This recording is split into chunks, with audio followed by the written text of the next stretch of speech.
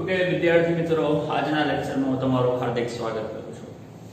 તો આજનો જે આપણો લેક્ચર છે જેની અંદર આજે આપણે જોવાના છે સ્ત્રી કેસર વિશેની માહિતી. અત્યાર સુધી આપણે પુંકેસર અને કેવી રીતે પુંકેસરની અંદર પરાગરજ ઉત્પન્ન થાય છે તેના વિશેની ચર્ચા કરી.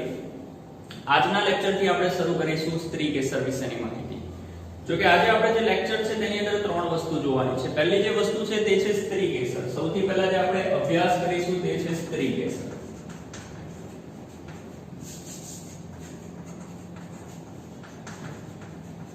ત્યારબાદ આપણે જે અભ્યાસ કરવાનો છે તે છે મહાબીજાણુધાની.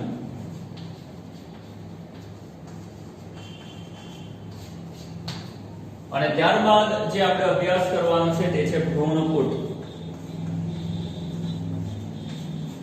આ ત્રણ વસ્તુનો જે અભ્યાસ છે તે આજે આપણે આજના લેક્ચરમાં કરવાનો છે. સાથે સાથે બીજી પણ ઘણી અગત્યની જાણકારી આ લેક્ચરમાં હું તમને પ્રોવાઈડ કરીશ. ઓકે, દરેક જણ તૈયાર થઈ જાઓ આજના લેક્ચર માટે. ઓકે, તો સૌથી પહેલા આપણે શરૂ કરીશું સ્ત્રી કેસર. તો સ્ટાર્ટ કરીએ સ્ત્રી કેસર. ચાલો, સૌથી પહેલો સ્ટેપ આપણે યાદ રાખીશું. પહેલો મુદ્દો, સ્ટેપ ની પહેલો મુદ્દો સ્ત્રી કેસર. સ્ત્રી કેસર નામ જ સ્ત્રી કેસર છે, મતલબ કે તે માદા જન્યુજનક અવસ્થાને રિપ્રેઝન્ટ કરે છે. સૌથી પહેલો મુદ્દો સ્ત્રી કેસર માદા જન્યુજનક અવસ્થાને રિપ્રેઝન્ટ કરે છે. ક્લિયર થઈ ગયું? કોને રિપ્રેઝન્ટ કરે છે? બોલો. માદા જન્યુજનક અવસ્થાને રિપ્રેઝન્ટ કરે છે. હવે સ્ત્રી કેસર વિશે બીજું કઈ બહુ વધારે પડતું છે નહીં. આમ તો બધું બહુ છે પણ બહુ વિચારવા જેવું નથી. ઈઝી છે, એકદમ ઈઝી છે, સરળ છે. બહુ ધ્યાનથી સાંભળજો. સ્ત્રી કેસરથી બનતું ચક્ર એને સ્ત્રી કેસર ચક્ર કહેવાય. આ તો દરેકને ખબર છે. સવાલ એ છે કે તમારા સ્ત્રી કેસરમાં સ્ત્રી કેસરની સંખ્યા કેટલી હોઈ શકે? જો ભાઈ એક વસ્તુ યાદ રાખજો, એક સ્ત્રી કેસર હોય ને તો તેવા પુષ્પને એક સ્ત્રી કેસરી પુષ્પ કહેવાય. બહુ ધ્યાનથી સાંભળજો. એક સ્ત્રી કેસરી પુષ્પ. જો તમારા પુષ્પની અંદર સ્ત્રી કેસર ચક્ર એક જ સ્ત્રી કેસર ધરાવે તો તેને તમે કહેશો એક સ્ત્રી કેસરી પુષ્પ. અને જો તમારા પુષ્પની અંદર સ્ત્રી કેસર ચક્ર એક કરતા વધુ સ્ત્રી કેસર ધરાવે તો તેને આપણે કહીશું બહુ સ્ત્રી કેસરી પુષ્પ. તો એક સ્ત્રી કેસરી પુષ્પ આવી શકે અને બીજું આવે બહુ સ્ત્રી કેસરી પુષ્પ. ઓકે, બહુ સ્ત્રી કેસરી પુષ્પની અંદર પાછા બે ભાગ પડે છે. બહુ સ્ત્રી કેસરી પુષ્પ એની અંદર પાછા બે ભાગ પડે છે. એમાંનો એક ભાગ કહેવાય છે મુક્ત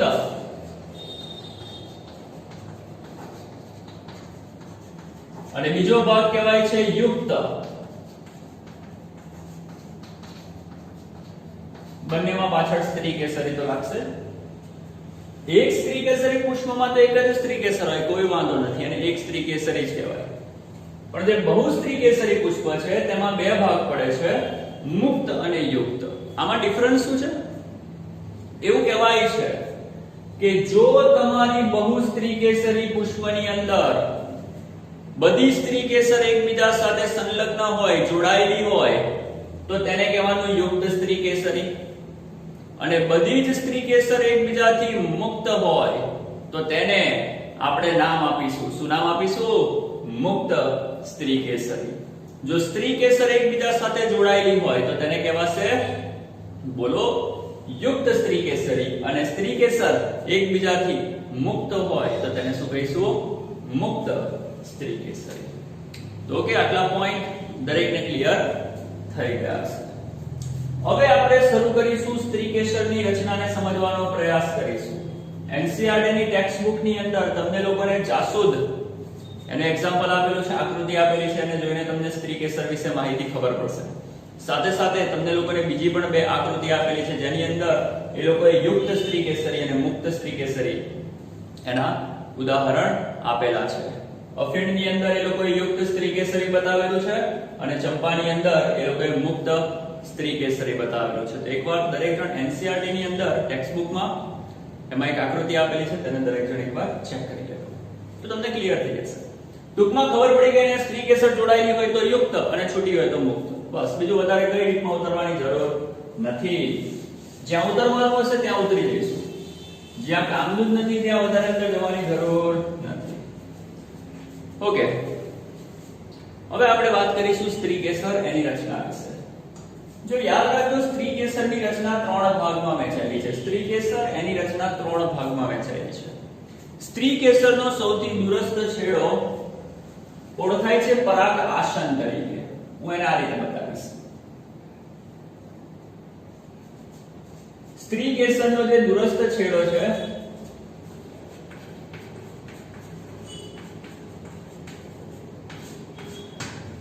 એને આપણે ઓળખીશું પરાગ આસન તરીકે. કાલે આપણે પુંકેસરની વાત કરતા હતા તો પુંકેસરમાં પરાગ આશય હતું, ય, અને અહીંયા આપણે કહીશું પરાગ આસન. ઓકે, તો સ્ત્રી કેસરનો સૌથી દૂરનો છેડો એને આપણે કહીશું પરાગાસન. એ પરાગાસન પછીનો જે લાંબો વિસ્તાર છે એ લાંબો વિસ્તાર ઓળખાશે પરાગવાહિની. આ એક લાંબી પાઇપ છે જે ઓળખાશે પરાગવાહિની. પરાગાસન, પરાગવાહિની. અને એ પરાગવાહિની આગળ જઈને ફૂલી જાય છે અને એ પરાગવાહિનો નીચેનો એટલે કે નિકટવર્તી જે ફૂલેલો ભાગ છે એને આપણે નામ આપીએ છીએ બીજાશય અથવા તો અંડાશય. તો સ્ત્રી કેસરના 3 ભાગો છે: પરાગાસન, પરાગવાહિની, બીજાશય. આટલી વસ્તુ ક્લિયર થઈ ગઈ? હવે ધ્યાનથી જો. પરાગાસનનું કામ શું? તો કે પરાગાસનનું કામ પરાગને ગ્રહણ કરવાનું.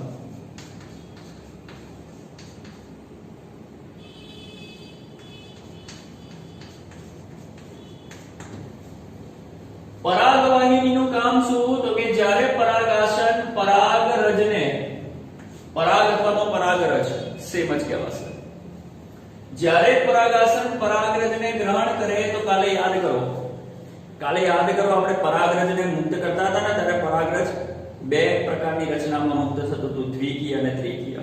ટૂંકમાં પરાગરજની અંદર 2 કાં તો 3 કોષ કેન્દ્ર હોવાના કે નહીં હોવાના? 2 કાં તો 3 કોષ હોવાના કે નહીં હોવાના? હોવાના. તો જ્યારે તમારું પરાગાસન પરાગને ગ્રહણ કરે તો તે પરાગમાં રહેલા કાં તો 2 કોષ, કાં તો 3 કોષ, કાં તો 2 કોષ, કાં તો 3 કોષ પરાગવાહિની મારફતે ગતિ કરશે. જો કે પરાગવાહિની મારફતે ગતિ ના કરે, હું તમને આગળ કહીશ, પરાગ નલિકા મારફતે ગતિ કરે. પણ હમણાં યાદ રાખો, એ જે 2 અથવા તો 3 કોષ છે તે પરાગવાહિની મારફતે ગતિ કરશે અને પરાગવાહિની મારફતે ગતિ કરીને ક્યાં આવશે? બીજાશયમાં. અને બીજાશયની અંદર એક વિશિષ્ટ પ્રકારની રચના હોય છે. આ જે બીજાશય છે ને, એ બીજાશયની અંદર જરાયુની ગોઠવણી હોય. કોણ હોય? જરાયુ. અને એ જરાયુની ઉપર મહાબીજાણુ શું આવેલી છે? ધાની આવેલી છે. અને એ મહાબીજાણુ ધાની એને તમે કહેશો અંડક. શું કહેશો? અંડક. તો આ છે તમારું પરાગાસન, તેનું કામ પરાગને ગ્રહણ કરવાનું. આ છે પરાગવાહિની, જેનું કામ શું? પરાગરજ અને બીજાશય એને જોડવાનું, કનેક્શન કરી આપશે. બરાબર? જેથી પરાગરજ એની અંદરના કોષો એની મારફતે ગતિ કરીને બીજાશય સુધી પહોંચશે. બીજાશયમાં શું હોય? તો કે બીજાશયમાં જરાયુની ગોઠવણી હોય. એ જે જરાયુ છે તેના ઉપર કોણ બેસેલા હોય? તો કે જરાયુની ઉપર બેસેલી હોય મહાબીજાણુ ધાની. મહાબીજાણુ ધાની એટલે કે શું? અંડક. સવાલ એ છે કે અંડક કેટલા હોઈ શકે? તો કે અંડક એક પણ હોઈ શકે અને અનેક પણ હોઈ શકે. અંડકની સંખ્યા એક પણ હોઈ શકે, અંડકની સંખ્યા એક કરતા વધુ પણ હોઈ શકે. તો બોલો, આટલી વસ્તુ દરેકને ક્લિયર થઈ ગઈ? તો કોમન માહિતી છે તો આટલી વસ્તુ તમે એકવાર ચેક કરી લો, જોઈ લો સ્ત્રી કેસરની રચના, સ્ત્રી કેસરના 3 ભાગ અને કઈ રીતે કામ કરશે. ત્યારબાદ આપણે આગળ બીજા શયની અંદર આવેલું છે અંડક. એ અંડકને હું અહીંયા રિપ્રેઝન્ટ કરીશ આ રીતે. હવે આપણે થોડી અંડક વિશે માહિતી જોવાની છે કે અંડકમાં શું શું હોય. અંડકોષ, સહાયક કોષ, પ્રતિધ્રુવીય કોષ, દ્વિકીય કોષ કેન્દ્ર. જો કે આપણે એના વિશે માહિતી જોઈએ, પહેલા એકવાર આટલી વસ્તુ નોટ કરી લો. દરેકને ક્લિયર થઈ ગયું? સ્ત્રી કેસર શું છે એકવાર નોટ કરી લો. જે પણ કઈ જોવું હોય તો જોઈ લો, ફટાફટ નજર મારી લો. ઓકે, તો હવે આપણે આગળ વધીશું સ્ત્રી કેસરની અંદર અને સમજવાની કોશિશ કરીશું કોને, તો કે મહાબીજાણુધાનીને. તો હવે આપણે નેક્સ્ટ ટોપિક પર જઈએ છીએ. સૌથી પહેલા સ્ત્રી કેસર વિશેની નોર્મલ માહિતી મેળવી લીધી. ઓકે, હવે આપણે વાત કરીશું અંડક વિશે, મહાબીજાણુધાની વિશે. તો શરૂ કરીએ. ચાલો બહુ ધ્યાનથી જોજો શું હોય.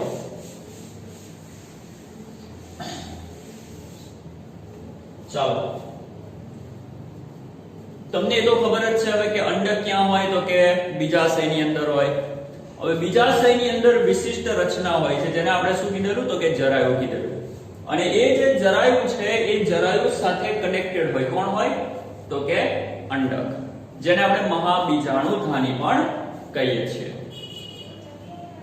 હવે થોડું ધ્યાનથી સાંભળજો હું શું કહું છું.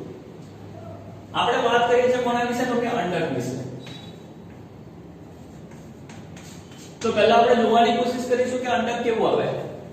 તો એવું કહેવાય છે કે અંડક એક ખોરાક સંગ્રહી કોષોનું બનેલું છે. બહુ ધ્યાનથી સાંભળજો. અંડક ખોરાક સંગ્રહી કોષોની બનેલી રચના ધરાવે છે. અંડક ખોરાક સંગ્રહી બનેલા કોષોની રચના ધરાવે છે અને જેને તમે લોકો નામ આપશો પ્રદેહ. શું નામ આપશો? મારી સાથે બોલતા જજો, તો તમને ખબર પડશે ને યાદ રહી જશે. તો ખોરાક સંગ્રહી કોષોની રચના ધરાવે છે, જેને અહીંયા લખું છું પ્રદેહ. આ પ્રદેહ છે અને એ પ્રદેહ એનું રક્ષણ કરતા તેની આજુબાજુ 2 આવરણ આવેલા હોય છે.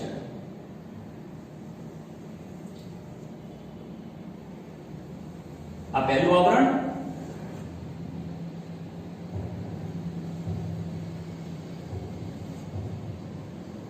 અને આ બીજું આવરણ. આને અંતઃ આવરણ કહેવાશે અને બાહ્ય આવરણ કહેવાશે. ઉપરના વિસ્તારમાં તમને લોકોને આ જે એરિયા છે તે સ્પષ્ટ અલગ અલગ જોવા મળશે, પણ ધીરે ધીરે જેમ જેમ તમે નીચે જશો તેમ તેમ તે અદ્રશ્ય થવા લાગશે અને જાણે કે તમને એવું લાગશે કે બંને એકબીજામાં ભળી ગયા છે. જો કે એવું હોતું નથી, 2 અલગ જ આવરણ છે, પણ તમને લોકોને આ રીતે આભાસ થાય છે. એટલે જનરલી આપણે આકૃતિઓ પણ આ રીતે બનાવતા હોય છે, જેમાં અહીંયાના ભાગમાં 2 પડ બતાવીએ છીએ પણ નીચે બતાવતા નથી. તો આ જે રચના છે તમારી અંડકની રચના થઈ ગઈ. અહીંયા તમને લોકોને એક નવી વસ્તુ જોવા મળી કે અંડકની આજુબાજુ આ જે 2 આવરણ છે તે સળંગ નથી, એક જગ્યા ઉપર તેમાં ગેપ રહી જાય છે. એ જે ગેપ છે એને આપણે નામ આપીશું અંડક છિદ્ર. બહુ ધ્યાનથી સાંભળજો, અંડક છિદ્ર. તો આને આપણે નામ આપીશું અંડક છિદ્ર. ઓકે, આ તમારું અંડક છિદ્ર થઈ ગયું. ચાલો બતાવી દો. આ શું થઈ ગયું તમારું? પ્રદેહ. આ શું થઈ ગયું તમારું? અંડક છિદ્ર. હવે અંડક છિદ્રની એક્ઝેક્ટ સામે તળિયાનો ભાગ, આ ભાગ, એને આપણે નામ આપીશું અંડક તલ પ્રદેશ.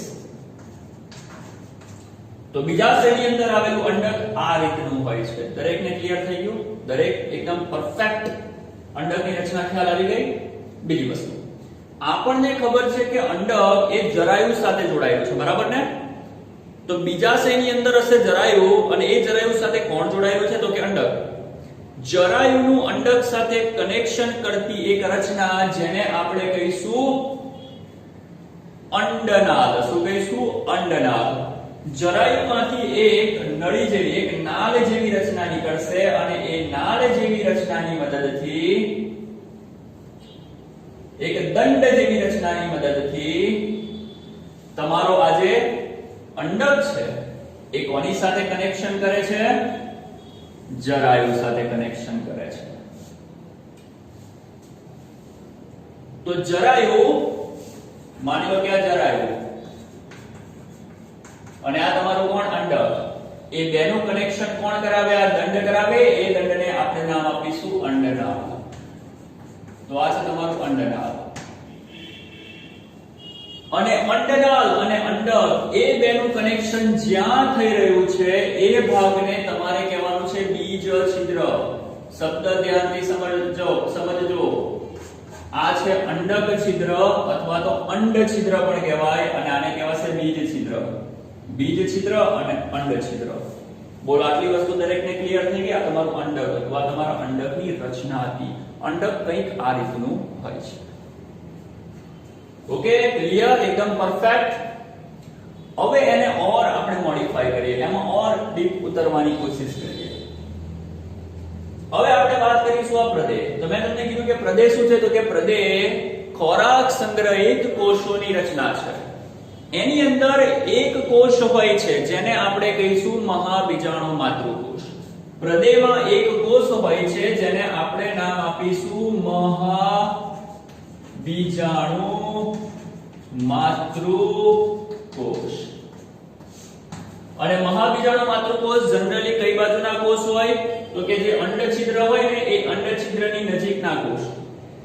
અંડછિદ્રની નજીકના જે કોષો છે ને એમાંનો કોઈ પણ કોષ મહાબીજાણુ માતૃકોષ તરીકે વર્તે છે. અને માની લો કે આ કોષ છે, માની લો તમે લોકો કે આ કોષ છે અને એ શેના તરીકે વર્તશે? મહાબીજાણુ માતૃકોષ તરીકે વર્તશે. જો તે મહાબીજાણુ માતૃકોષ તરીકે વર્તશે તો શું કામ કરશે? મહાબીજાણુ માતૃકોષ અર્ધીકરણમાંથી પસાર થાય છે. અને આપણને બધાને ખબર છે કે જ્યારે અર્ધીકરણ થાય તો છેલ્લે કેટલા કોષો ઉત્પન્ન થાય? તો કે 4 કોષ ઉત્પન્ન થાય. તો માની લો 1 2 3 અને 4 કેટલા કોષ ઉત્પન્ન થયા? 4 કોષ. દરેક પાસે કોષ કેન્દ્ર હશે. તો મહાબીજાણુ માતૃકોષ સૌપ્રથમ અર્ધીકરણમાંથી પસાર થઈને 4 કોષ ઉત્પન્ન કરે છે. એ 4 કોષમાંથી 3 કોષ મૃત્યુ પામે છે. મોટા ભાગની સપુષ્પી વનસ્પતિમાં આ જ પેટર્ન જોવા મળશે, એટલે આને યાદ રાખજો. જે 4 કોષ ઉત્પન્ન થશે એમાંથી 3 કોષ મૃત્યુ પામે છે અને બાકી બચે છે એક કોષ જે આગળ જઈને કોને ઉત્પન્ન કરશે? અંડકને ઉત્પન્ન કરશે. સોરી, ભ્રૂણપુટને ઉત્પન્ન કરશે. કોને ઉત્પન્ન કરશે? ભ્રૂણપુટને ઉત્પન્ન કરશે. તો 4 કોષમાંથી બચ્યો એક કોષ, એ એક કોષ આગળ જઈને નિર્માણ કરશે. કોનું નિર્માણ કરશે? તો કે ભ્રૂણપુટનું. તો હવે આપણે ભણવા જઈ રહ્યા છે ભ્રૂણપુટ. અહીંયાથી આપણે ભ્રૂણપુટની શરૂઆત કરીએ છીએ. કેવી રીતે થશે? તો બહુ ધ્યાનથી સાંભળજો. આ બધી જે ઘટનાઓ થઈ રહી છે ક્યાં થઈ રહી છે? તો કે પ્રદેહના વિસ્તારમાં. ક્યાં થઈ રહી છે? પ્રદેહના વિસ્તારમાં. માની લો કે આ તમારો પ્રદેહનો વિસ્તાર છે. એ પ્રદેહના વિસ્તારમાં મહાબીજાણુ માતૃકોષ અર્ધીકરણ પામીને 4 કોષને ઉત્પન્ન કરે છે. એમાંથી 3 તો મરી ગયા, બાકી કેટલા રહ્યા? 1. આ જે એક કોષ છે એ એક કોષને પણ ઝૂમ કરીને બતાવો ભાઈ. એ એક કોષ છે તેને પણ ઝૂમ કરીને બતાવો. અથવા તો ઉભા રહો, ધ્યાનથી જોજો. આપણે પ્રદેહમાં જ બતાવી દઈએ ને બધી વસ્તુ. આજે તમારો એક કોષ બચેલો છે એ એક કોષને હું અહીંયા બતાવું છું, જોજો. અને બાકીનો બધો વિસ્તાર શું ગણાશે? તો કે પ્રદેહનો ગણાશે. ખોરાક સંગ્રહી રચના. ઓકે, હવે આમાં થશે શું કે આ જે તમારો એક કોષ બચેલો છે એ એક કોષ પોતાનું જે કોષ કેન્દ્ર છે એ કોષ કેન્દ્રનું સમવિભાજન કરશે. શબ્દ સાંભળજો, અહીંયા અર્ધીકરણ થયું, અહીંયા સમવિભાજન થશે. જેવું તમારા કોષના કોષ કેન્દ્રનું સમવિભાજન થશે તો એકમાંથી કેટલા કોષ બનશે? 2 કોષ બનશે. સમજતા જજો, બહુ ધ્યાનથી સમજતા જજો. પ્રદેહનો આ કોષ માતૃકોષ, એને કહ્યું અર્ધીકરણ. અર્ધીકરણથી ઉત્પન્ન કર્યા 4 કોષ. 4 માંથી 3 મરી ગયા, બાકી રહી ગયો એક કોષ. એક કોષ ક્યાં છે? તો કે આયો. પ્રદેહને ઉઠાવીને થોડું મોટું કરેલું છે અને એક કોષ બચેલો છે તે બતાવ્યું. એક કોષે શું કર્યું? સમવિભાજન. સમવિભાજન થતા એકમાંથી કેટલા કોષ ઉત્પન્ન થયા? 2 કોષ. તો એકમાંથી 2 કોષ ઉત્પન્ન થઈ ગયા. એકમાંથી 2 કોષ ઉત્પન્ન થઈ ગયા. અને સાથે સાથે થોડું આ જે કદ છે એનું વધવા લાગશે. તો માની લો કે એનું કદ વધીને આટલું થઈ ગયું. ક્લિયર? હવે આ જે બે કોષ બનેલા છે એમાંનો એક કોષ ઉપર તરફ જશે અને બીજો કોષ નીચે તરફ જશે. અને છેડા પર જઈને એ બંને કોષો ફરીથી સમવિભાજન કરશે, પણ કેટલી વાર? 2 વાર. ફરીથી સમવિભાજન અને પણ 2 વાર. તો આનું એક વાર સમવિભાજન થાય તો 2 અને બીજી વાર થાય તો 4. તો એકમાંથી કેટલા કોષ અહીંયા બનશે? 4 બનશે. સેમ આમાંથી પણ કેટલા કોષ બનશે? 4 બનશે. અને સાથે સાથે તમારો કોષ થોડો ઓર મોટો થતો જશે. તેને થોડું મોટું જ બતાવી દઉં હવે, કારણ કે વૃદ્ધિ એની થતી જશે, વૃદ્ધિ ચાલતી રહેશે અને આપણી આકૃતિ આપણને સમજ પડે એટલા માટે હું એને મોટું બતાવું છું. તો ફરીથી એક કોષ કેન્દ્ર હતું, એકના કેટલા થયા? 2. એક ઉપર ગયો, બીજું કોષ કેન્દ્ર નીચે ગયું. હજુ પણ છે તો કોષ કેન્દ્ર, બરાબર? આ કોષ કેન્દ્રનું 2 વખત સમવિભાજન, આ કોષ કેન્દ્રનું 2 વખત સમવિભાજન. એકનું 2 વખત સમવિભાજન કરો તો 4 કોષ કેન્દ્ર મળે. તો આનું પણ સમવિભાજન કરો તો 4 કોષ કેન્દ્ર મળે કે ના મળે? તો આ રીતે 4 કોષ કેન્દ્ર ઉત્પન્ન થઈ ગયા. અને એવું કહેવાય છે કે અહીંયા કોષ કેન્દ્ર ઉત્પન્ન થતાની સાથે દરેક કોષ કેન્દ્રની આજુબાજુ કોષ દિવાલ ઉત્પન્ન થશે. દરેકની આજુબાજુ કોષ દિવાલ ઉત્પન્ન થશે. દરેકની આજુબાજુ કોષ દિવાલ ઉત્પન્ન થશે. દરેકની આજુબાજુ કોષ દિવાલ ઉત્પન્ન થશે. 2 વખત સમવિભાજન થશે જેથી 8 કોષ બનશે. એ 8 કોષ પોતપોતાની આસપાસ કોષ દિવાલ બનાવવા લાગશે. શું બનાવવા લાગશે? કોષ દિવાલ બનાવવા લાગશે. પણ 2 કોષ કેન્દ્ર એવા હશે કે જે કોષ દિવાલ બનાવે નહીં. જે 2 કોષ કેન્દ્ર કોષ દિવાલ નહીં બનાવે એ બંને કોષ કેન્દ્ર વચ્ચેના વિસ્તારમાં આવીને જોડાઈ જશે. કોષ દિવાલ બનાવી નથી, એ બંને કોષ કેન્દ્ર વચ્ચે પડ્યા રહેશે. અને આ રીતે 1 2 3 4 5 6 7 8 કોષ કેન્દ્રીય રચના. શબ્દ સાંભળજો, 8 કોષ કેન્દ્રીય રચના. 8 કોષ કેન્દ્રીય રચના ધરાવતું ભ્રૂણપુટ રચાય છે.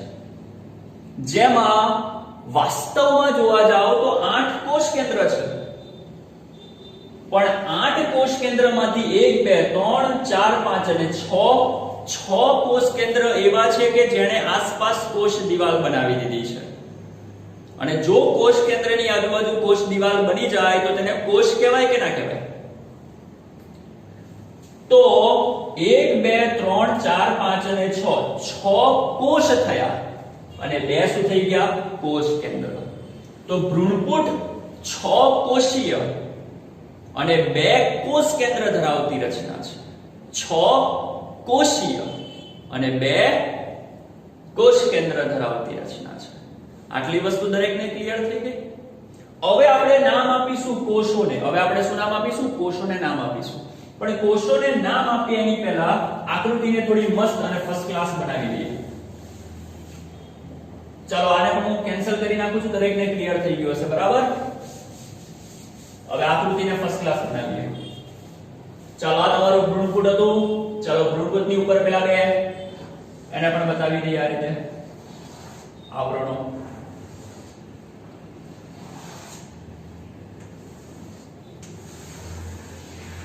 ઓકે, અંડક, પ્રદેહ. પ્રદેહમાં કોણ? તો કે આ ભ્રૂણપુટ. હવે એને નામ આપીશું. આ છે કોણ? તમારું અંડ છિદ્ર. અંડ છિદ્ર પાસેનો જે આ કોષ છે એને તમે કહેશો અંડકોષ. શું કહેશો? અંડકોષ. એની આજુબાજુના જે કોષ છે આ 2 કોષ, આ બંને કોષ એને તમે કહેશો સહાયક કોષ.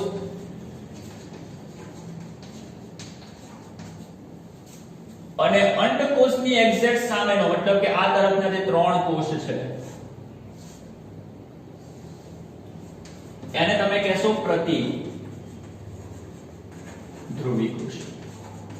ચાલો બોલો, આટલી વસ્તુ દરેકને ક્લિયર થઈ ગઈ? હા, તમારો ભ્રૂણપુટ પણ જનરલી પૂરું થઈ ગયું, આપણે પતી ગયું, આટલું જ આવે, આમાં બીજું વધારે ના આવે. તો બોલો, દરેકને ક્લિયર થઈ ગઈ? પહેલા આપણે વાત કરી સ્ત્રીકેસર વિશે, ત્યારબાદ આપણે કોના વિશે વાત કરી? અંડક વિશે.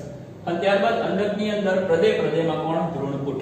અને ભ્રૂણપુટની અંદર 8 કોષીય રચના, 8 કોષ કેન્દ્રીય રચના, એમાંથી 6 બની ગયા કોષ અને 2 કોષ કેન્દ્ર. બોલો, આટલી વસ્તુ દરેકને ક્લિયર થઈ ગઈ?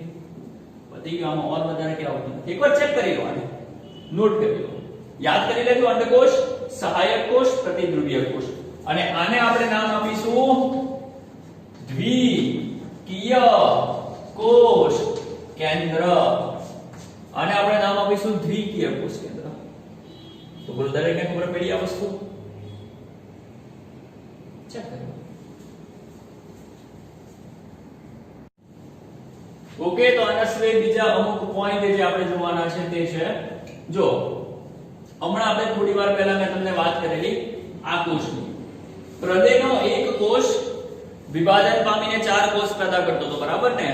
અને આ જે કોષ હતો તેને આપણે શું નામ આપતા હતા? મહાબીજાણુ માતૃકોષ.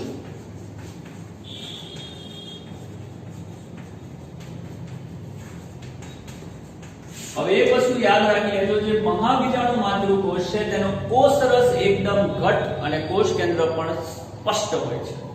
તો તેનો કોષરસ ઘટ અને સ્પષ્ટ કોષ કેન્દ્ર ધરાવતી રચના એ મહાબીજાણુ માતૃકોષ છે. એને તમારે મગજમાં ક્લિયર કરી નાખવાનું. બીજી વસ્તુ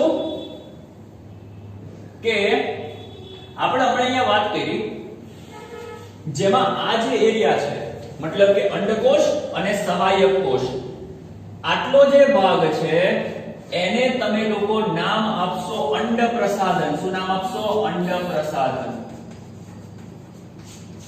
ઓકે, તો આજે 3 કોષનો સમૂહ એને આપણે કહીશું અંડ પ્રસાધન. અને બીજી એક વસ્તુ, બીજી એક વસ્તુ કે આ જે સહાયક કોષો છે એ સહાયક કોષો અંડછિદ્ર, આ જે અંડછિદ્ર છે ને એ અંડછિદ્રની ફરતે એક વિશિષ્ટ પ્રકારનું સ્થૂલન ક્રિએટ કરે છે. શું ક્રિએટ કરે છે? વિશિષ્ટ પ્રકારનું સ્થૂલન ક્રિએટ કરશે અહીંયા. તો જે સહાયક કોષો છે તે અંડછિદ્રની ફરતે શું ઉત્પન્ન કરશે? એક વિશિષ્ટ પ્રકારનું સ્થૂલન ક્રિએટ કરશે.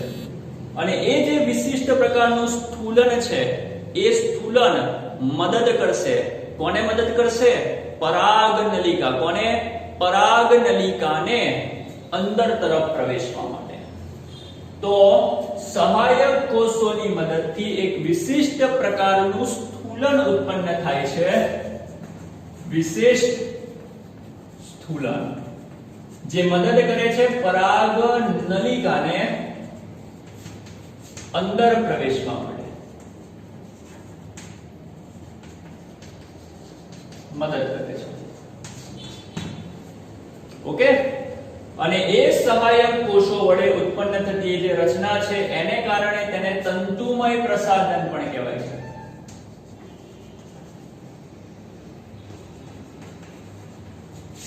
એને આપણે તંતુમય પ્રસાધન કહીશું. ક્લિયર? સિમ્પલ છે, યાદ રહેવું છે. જો કે યાદ રાખવાની જરૂર નથી, સમજાઈ ગયું પછી તો યાદ જ રહેવાનું છે ને. ઓકે, તો ક્લિયર થઈ ગયું અહીંયા. તો આજના ટોપિકની અંદર, આજના લેક્ચરમાં આપણે 3 ટોપિકોની ચર્ચા કરી. સૌથી પહેલો કયો ટોપિક હતો? બોલો. સ્ત્રી કેસર. સ્ત્રી કેસરના ભાગો જોયા. ત્યારબાદ આપણે વાત કરી કોની? મહાબીજાણુ થાની એટલે કે અંડકની. અને ત્યારબાદ આપણે નેક્સ્ટ પોઈન્ટ એટલે કે હમણાં જોયું ત્યાં ભ્રૂણપુટ. તો એકવાર એને ક્લિયર કરી લો, જોઈ લો, ચેક કરી લો. Thank you.